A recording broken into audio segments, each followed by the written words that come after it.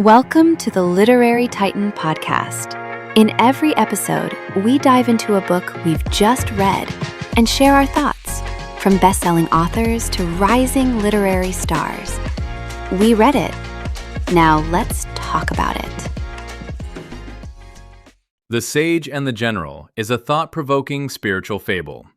Author B.A. Agha builds the book around a Himalayan village torn apart by violent swarms of bees, then uses that conflict to tell a larger story about fear, power, revenge, and the hard work of choosing peace. At the center are two opposing figures: the sage, who believes compassion and understanding can break cycles of harm, and the general, who answers danger with force and control. What follows is less a literal battle story than a moral and philosophical one, where the village becomes a testing ground for how communities think, panic, divide, and either harden or heal. I enjoyed how direct the writing is. Agha doesn't hide the book's intentions behind irony or fancy prose.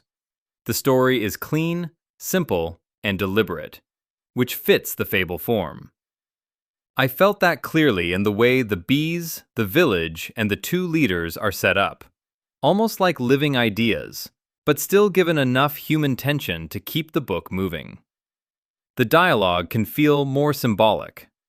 This book is not really chasing realism in the ordinary novelistic sense. It's trying to make moral conflict visible. It wants the reader to stop and consider how quickly self-defense turns into identity, and how easily leadership can start feeding on fear. I was especially interested in the author's decision to make the general more than a simple villain.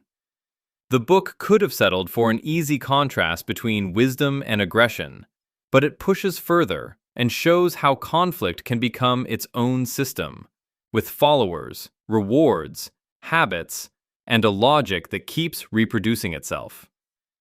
The sections where force only creates a tougher enemy felt pointed and uncomfortably familiar, and the later movement toward transformation gives the novel its real weight. When the villagers begin to see that victory might mean something other than domination, the book opens up.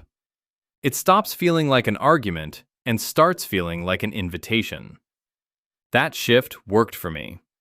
It stopped feeling so rigid and gave the story more room for reflection and possibility, and it made the ending feel earned rather than merely hopeful.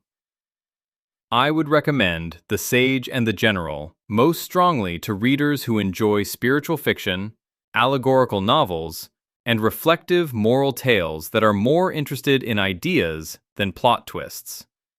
It will speak most to people who like books about peace-building, inner change, and the psychology of conflict, especially if they appreciate fiction that reads almost like a parable. For readers open to a clear-eyed, sincere, and thoughtful spiritual fable, this book has something real to offer. It feels like a conversation about how people lose themselves in conflict and how they might still find a way back. Thanks for joining us on the Literary Titan podcast.